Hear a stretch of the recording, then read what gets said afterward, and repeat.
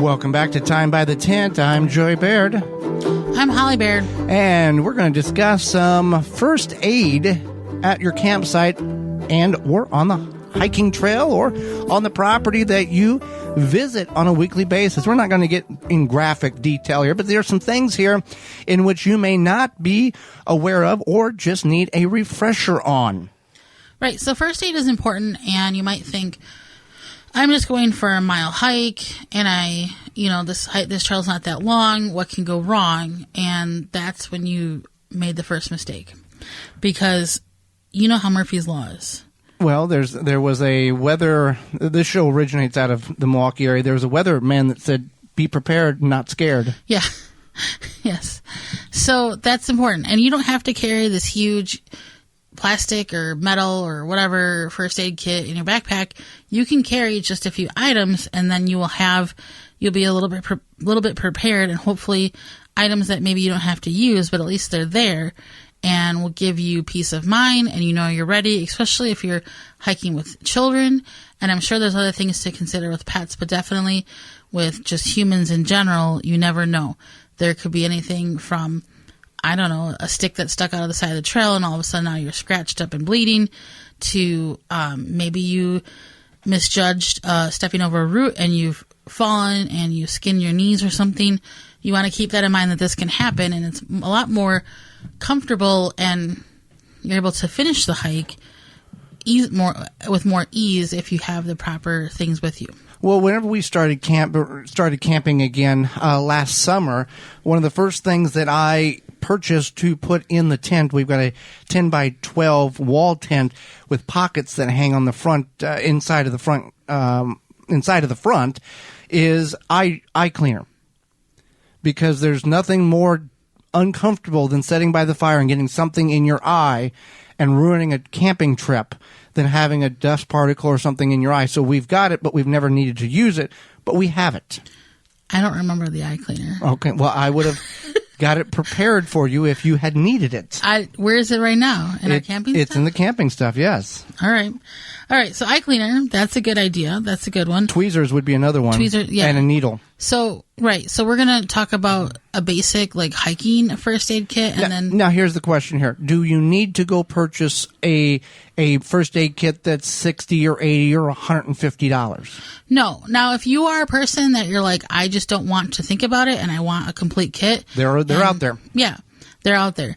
Now, if you are the type of person that's like, well, I'm just going to take my whatever I have in my home and I'm going to put it in a little baggie and that's my first aid kit, that's totally valid too. So you want to have some sort of Band-Aids, and a variety is good. Smaller ones, medium, larger. And then some sort of antibiotic ointment, which is also known as Neosporin, but you can buy the generic. It's all the same stuff. A lot of this stuff you can actually just get like a dollar store. And then something to sanitize. So whether it be like alcohol, prep pads, or I don't think they sell like hydrogen peroxide in little small vats.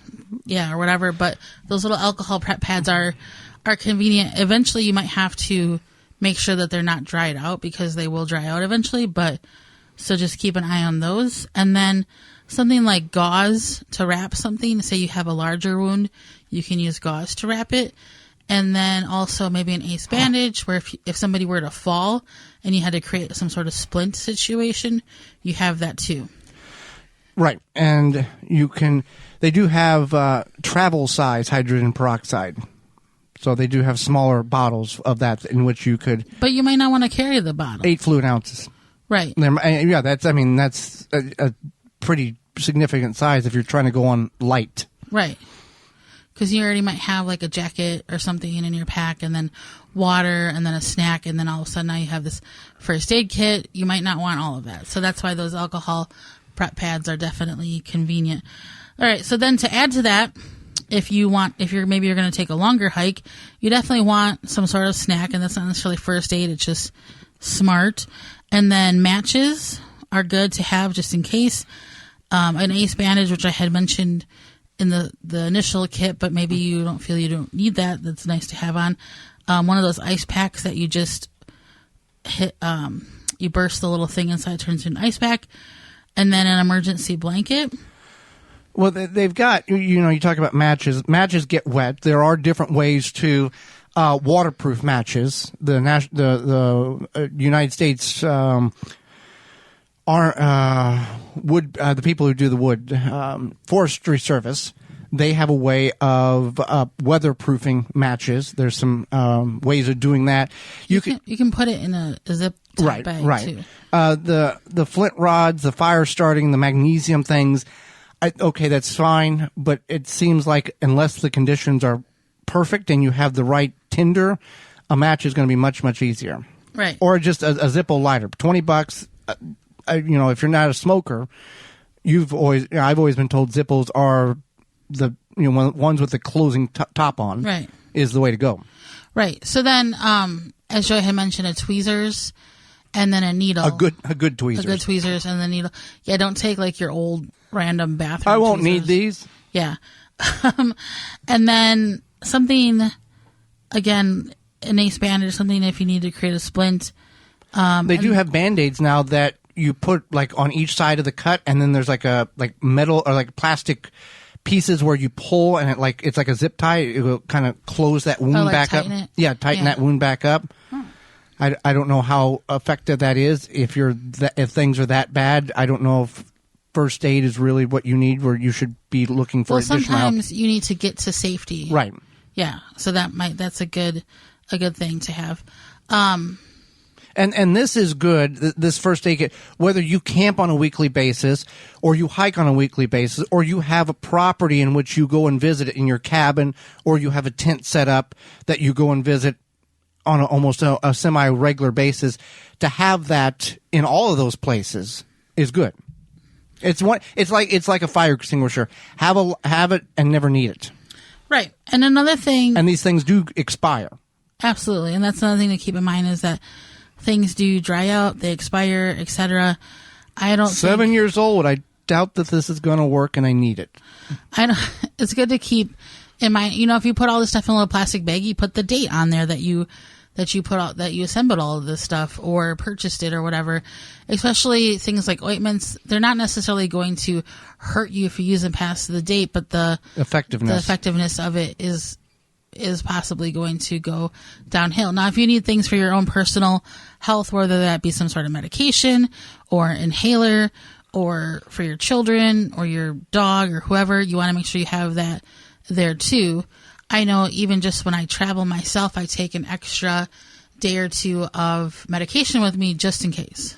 Now, we did this many, many years on our gardening page for Earth Day. You take the caps of 2 Gatorade bottles and you cut the neck off of it, and then you glue them together, and you have your own little pill, your little transportable pill canister, and you can open it on both sides. It's kind of neat. You can do that with any type of bottles that have a little hard neck on them. Now, you can go to however far you want to take this. You can have that homemade first aid kit. You can purchase an already made first aid kit, an elaborate or simplified one. You may also choose to be certified through the through Red Cross with CPR or other medical certifications to just feel like you have covered all your bases. Right. And I would highly recommend taking a first aid class, especially if you are going to be applying first aid. It teaches you a lot of the steps. It teaches you what you would want to put into a first aid kit. There used to be trail first aid classes that you could take at stores like REI. I don't know if they offer those or not anymore. I took one many, many years ago. If you do, was that pre-internet?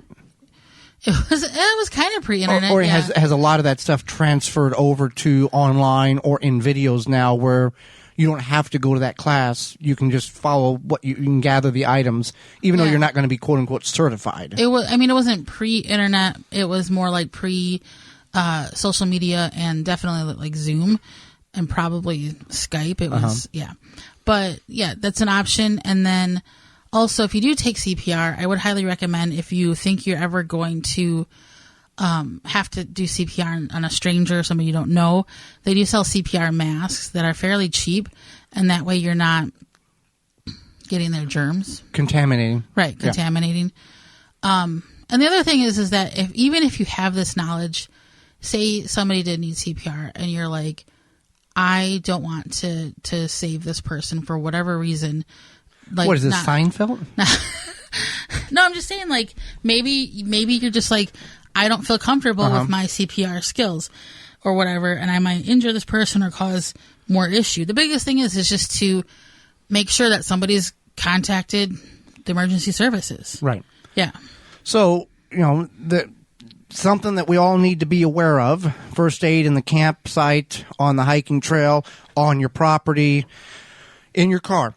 So it's something that hopefully that we have either helped you out about thinking about things in which you've not thought of, or processing all the things that you have, and maybe going back and checking those expiration dates. You haven't used that first aid kit in a couple of years. Maybe it's time to, as difficult as it may be, dispose of it and reinvest in a new one. Because maybe it's in the back of your trunk of your car and it's had stuff smashed into it and you don't even know what condition it's in. I mean, obviously salvage what you can. And if it means that you purchasing a really cute looking first aid kit means that you're going to maintain it and you're like, should I do this? Then just do it. Because if you know that you're going to be responsible and encouraged because your first aid kit is the cutest first aid kit you've ever seen in your life, then by all means spend that extra money. For more information, please visit thewisconsinvegetablegardener.com.